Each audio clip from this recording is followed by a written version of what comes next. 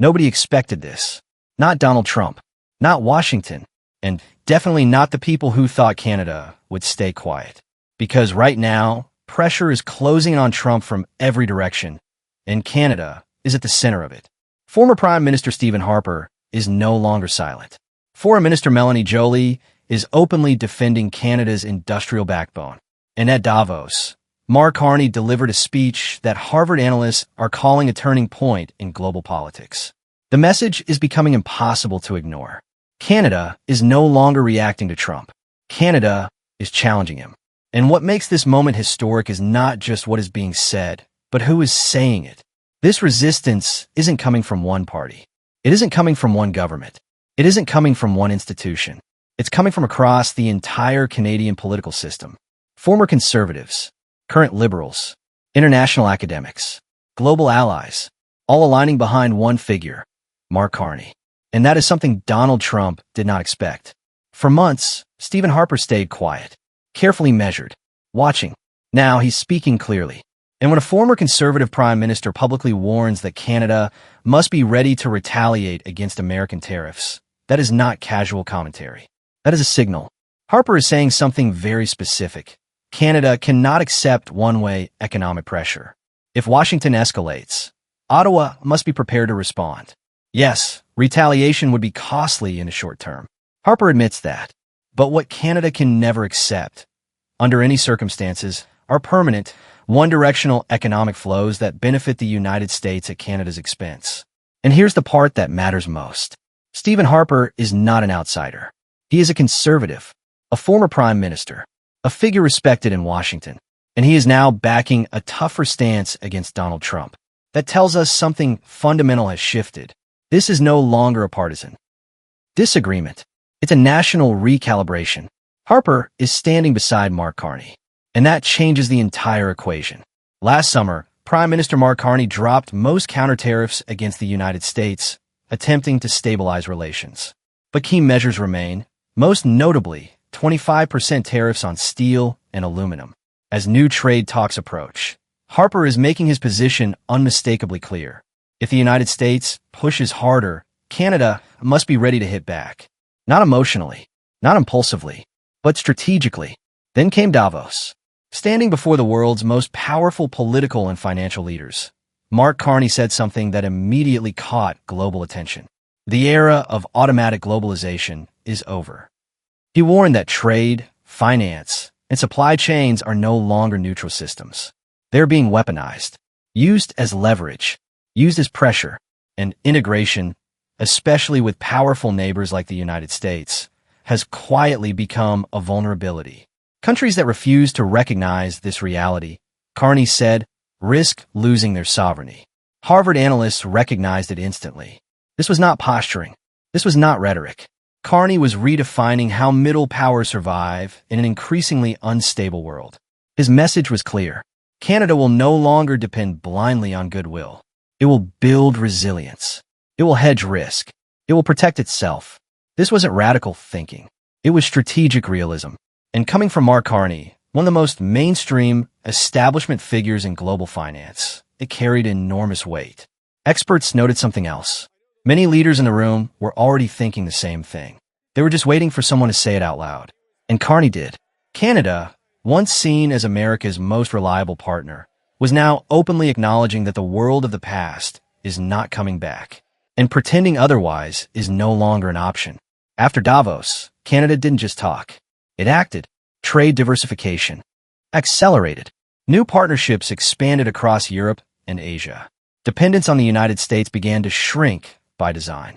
Because when great powers become unpredictable, smaller powers must become smarter. And that is exactly what Mark Carney is doing.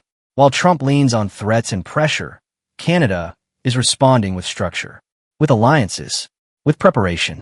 This is long-term thinking. And it is precisely the kind of strategy Donald Trump dislikes most. Because it can't be bullied. Nowhere is this more visible than in Melanie Joly's defense of Canada's auto sector, one of the industries hit hardest by Trump's trade tactics. She isn't selling ideology. She isn't selling slogans.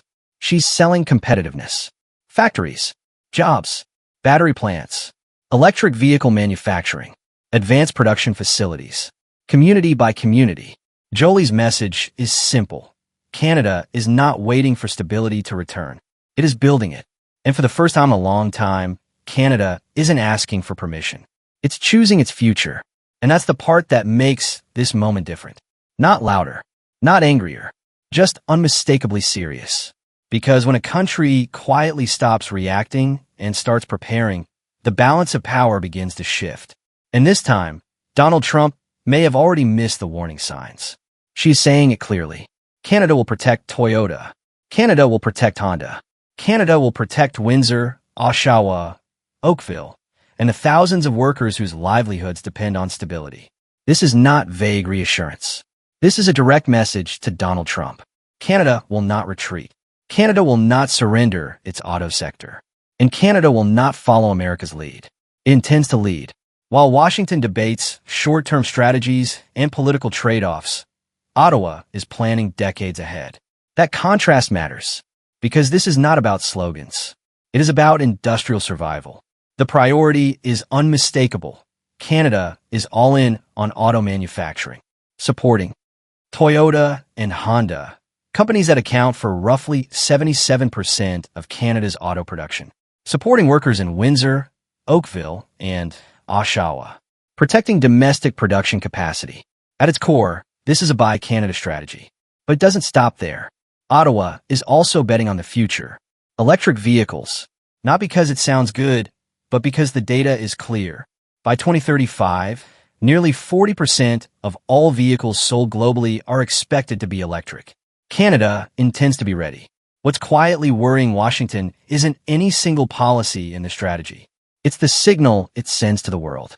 For automakers in Japan, South Korea, and China, Canada is rapidly emerging as the most stable and predictable manufacturing base in North America. Clear incentives, reliable policy, direct access to consumers. That combination matters. Global manufacturers are already exploring new investments, new plants, and new partnerships inside Canada. They see where momentum is shifting. They see a country that rewards production, protects workers, and does not govern by threat. And they also see a United States where policy can swing dramatically with every political cycle. So when companies decide where to place their next billion-dollar factory, Canada is increasingly winning that calculation. Not because of branding, because of structure. And this is what truly keeps Donald Trump up at night. His entire strategy was built on pulling manufacturing south. Mark Carney is now pulling it north. And once those factories are built, they don't move. Put all of this together. A former conservative prime minister openly warning Trump. A sitting prime minister redesigning Canada's economic strategy. An industry minister publicly defending Canadian workers. Global institutions validating Canada's direction. Allied countries quietly diversifying away from U.S. dependence. This is not coincidence. This is coordination. Canada is operating as a unified system across parties, across institutions, across borders. Donald Trump is no longer dealing with one leader, or one government, or one election cycle. He is dealing with a country that has aligned its politics, its economy, and its diplomacy around long-term resilience. And that is far harder to intimidate. Trump made a fundamental mistake about Canada. He assumed political division would weaken it, that conservatives would clash with liberals, that provinces would resist Ottawa, that business leaders would pressure politicians, that experts would stay silent. He expected fragmentation. He got the opposite. Instead of collapsing under pressure, Canada closed ranks.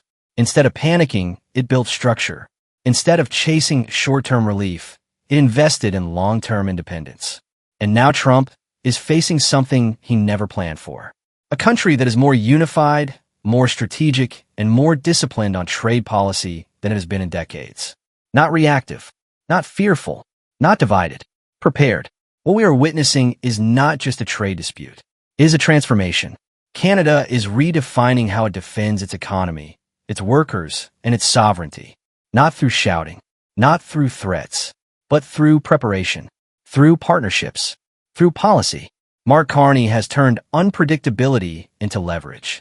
And that is why pressure is now mounting on Donald Trump from every side.